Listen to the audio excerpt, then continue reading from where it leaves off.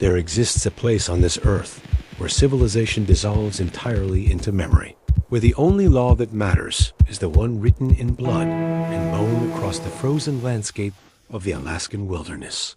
This is the story of a man who understood that law better than most, and of the moment when another creature chose to speak a language that transcends species. Before we begin, I want to ask you something. Do you believe that animals possess souls?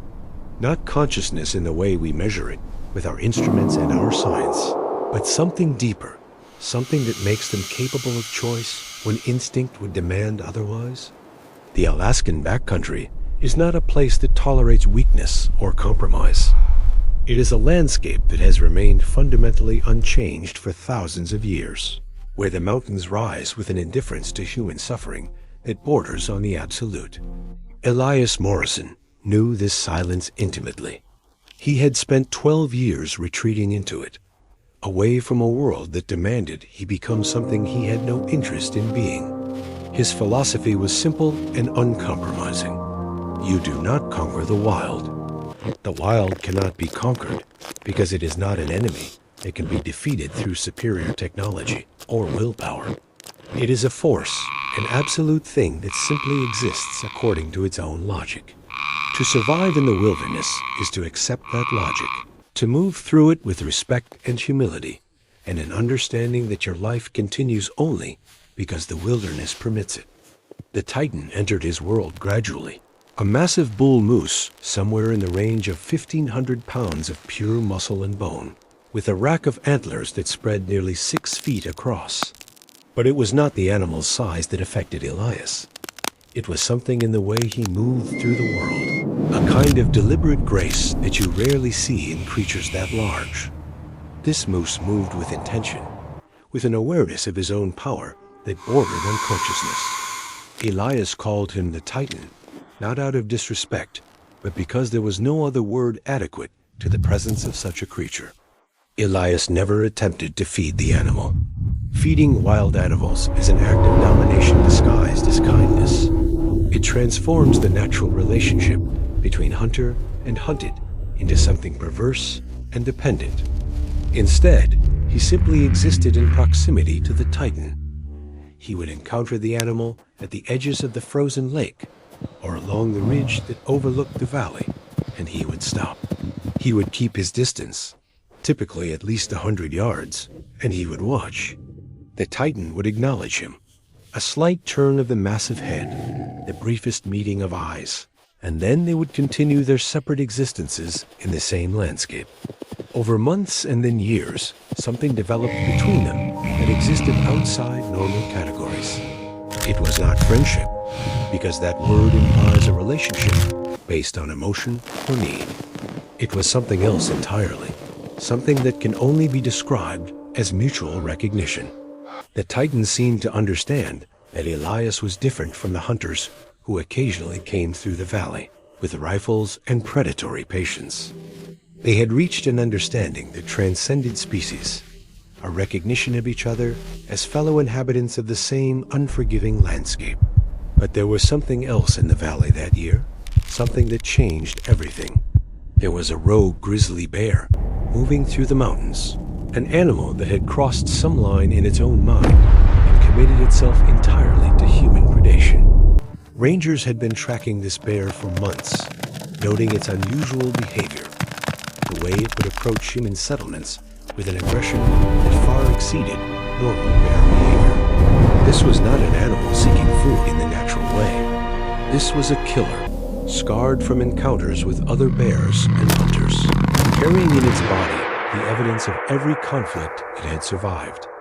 The bear was massive, somewhere in the neighborhood of 800 pounds, with a coat that showed the silver-tipped maturity of an older animal that had learned to be patient and cunning in its approach to violence. The Rangers had given warnings through radio channels that Elias rarely monitored. He preferred silence to the constant chatter of civilization, but the warnings had been clear. There was a danger moving through the territory, an animal that could not be deterred or frightened away, an apex predator that had decided human beings were not off limits. Elias heard these warnings only by chance during a snowstorm. He listened to the description of the bear, and then he switched the radio off. He did not leave. To leave would have been to abandon the Titan for whatever fate might come. And Elias had long since made a decision about the kind of man he was willing to be. The morning it happened, the weather was clear. The snow had stopped falling during the night, leaving behind a world that appeared almost sterile in its whiteness. Elias had ventured out with his camera equipment, as he did most mornings when conditions permitted. He had no rifle. He had no weapon of any kind beyond a hunting knife that hung at his belt. He moved through the valley with the careful attention he had cultivated over years of living in wild places, placing each footstep deliberately, remaining aware of wind direction and the constant background noise of the landscape. He was good at this, but he was not good enough, because no human being is good enough when confronted with an animal that has decided to kill them. The mistake was small. Elias stepped on a branch that had fallen across his path, partially buried under the snow. The crack of that branch breaking was impossibly loud in the silent valley. In that same instant, the wind shifted. It had been moving from west to east, carrying scent away from the valley. In the space of a heartbeat, it changed direction. The wind carried his scent directly toward the grizzly bear that was lying in the willow thicket approximately 80 yards to the northeast. The bear erupted from its shelter with a speed that seemed impossible for an animal of its mass. 800 pounds of pure muscle and predatory purpose crossed the distance in seconds. Elias had perhaps 3 seconds of warning. He turned and saw the bear coming toward him, saw the scarred face and the open mouth, and the eyes that contained something that looked disturbingly like intelligence mixed with hunger. He ran across the open valley toward the ridge, hoping for the kind of rough ground that bears navigate poorly. But the bear was faster. The bear was always faster. The bear's paw struck Elias from behind, and the impact was like being hit by a car traveling at high speed. The force knocked the breath entirely out of his body and sent him tumbling through the snow. He felt something in his back tier, a sharp burning sensation that would later be identified as a claw wound that narrowly missed his spine. He tried to scramble to his feet, but his legs would not respond with the speed he needed. The bear was on top of him. Elias felt the weight of an apex predator on his body. He felt the heat of the animal's breath. He smelled blood and fur, and the musk of an animal in the grip of predatory fury. He closed his eyes. He stopped trying to fight. He accepted that this was how he was going to die. And then the world shook. It was not the trembling of fear. This was something fundamentally different. This was the sound of pure mass, moving at high velocity across frozen earth. This was the impact of a creature even larger than the bear. The Titan had arrived. The bull moose's charge struck the grizzly bear with a force that should not have been physically possible. 1,500 pounds of muscle and antlers hit 800 pounds of predator with the sound of a rifle shot, a wet tearing sound that echoed through the frozen valley. What happened in the minutes that followed was a complete and utter mismatch between 2 apex predators that had learned to exploit entirely different hunting strategies. The bear was designed for short, violent bursts of power. The moose was an animal that had evolved to sustain violence for extended periods, where strength was not just about power in a single moment, but about the endurance to maintain pressure over time. The Titan reared up on his hind legs, and his front legs came down with devastating force, his hooves striking at the bear with the precision of a creature that had learned exactly where to place such blows for maximum effect. The bear struck back, its claws raking across the moose's shoulder, drawing blood that immediately crystallized in the freezing air, creating patterns that looked almost like spattered paint across the white snow. Steam rose from their mouths and nostrils in great plumes that obscured them temporarily from view. The moose positioned himself between the prone human and the bear with a deliberateness that suggested a level of consciousness and intention that defied simple explanation. When the bear attempted to circle around him to reach Elias, the Titan moved with him, maintaining that protective position. When the bear charged, the Titan met the charge with his own. The fur on both animals was matted with blood now, the snow around them stained red. The bear's strength was failing. The accumulated damage from the Titan's assault, the blood loss, the realization that this prey item was not the easy target the bear had anticipated. All of these factors drained the predator of its will to continue. The bear turned and fled, limping away with an awkward gait that suggested serious injury. The Titan did not pursue. Instead, the massive bull moose stood in place, breathing heavily, his entire body heaving as he attempted to process the enormous expenditure of energy that the battle had required. Elias had passed out by this point, his consciousness fleeing from the overwhelming stimulation of pain and fear and shock. The Titan looked down at the prone human for a moment, and then something extraordinary happened. The moose began to circle the fallen man, creating a perimeter around him, moving in a slow pattern that seemed designed to keep the body warm. Hours passed.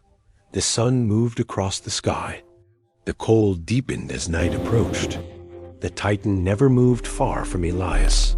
The massive animal stood guard, occasionally shifting position, occasionally lowering his head to check on the unconscious man's breathing. A sentinel in the frozen landscape, watching over a creature that belonged to a different species. The rangers found them this way. There was a human being lying in the snow, clearly injured, surrounded by blood and signs of massive violence. There was a bull moose standing over him, blood matting its shoulders and sides, clearly injured itself, but very much alive and very much alert. And there were tracks in the snow, clear forensic evidence of what had transpired. The grizzly bear had approached Elias from the northeast. The moose had charged from the southern ridge. The battle had taken place roughly where Elias lay. And then, after the bear had fled, the moose had circled the fallen human repeatedly, creating a pattern of hoofprints that suggested the animal had maintained an almost constant presence for the hours between the initial attack and the Rangers' arrival. When the Rangers attempted to approach, the Titan did not attack. The animal allowed them to move close enough to assess Elias's condition and begin the evacuation process. But there was a moment of understanding that passed between the human beings and the animal, a moment where species boundaries seemed to dissolve, and everyone present understood that something profound had transpired in this valley. The Titan looked at the Rangers for what would be the last time. The animal's eyes contained something that none of the men could quite articulate, some combination of sadness and satisfaction. And then the Titan turned and walked away, limping slightly, moving back toward the ridge. The massive bull moose disappeared into the tree line as the sun was setting, becoming once again just another animal moving through the vast wilderness, except that he was not. Elias survived. His injuries were severe, and the recovery was long and painful. But he survived because an animal that he had never fed and never claimed ownership of had chosen to intervene in a moment of absolute crisis. He returned to the valley during the following summer, looking for the Titan, hoping to see if the great animal had survived its own wounds. He found signs that the moose was still alive, but he never encountered the animal again. If you have made it this far in this story, I am asking you to do something. I am asking you to like this video. I am asking you to subscribe to this channel. Because the stories that matter, the stories that reveal something true about the world and about the nature of existence itself, these stories deserve to be heard. They deserve to be shared. They deserve to be remembered. That is the story of the bull moose who saved a man in Alaska. That is the story of the Titan. And it is a story that, once heard, can never be unheard. A story that changes the person who receives it. A story that demands that we reconsider our relationship with the wild world and the creatures that inhabit it. In that protection, offered by a creature that had no obligation to offer it, we find something that approaches the sacred.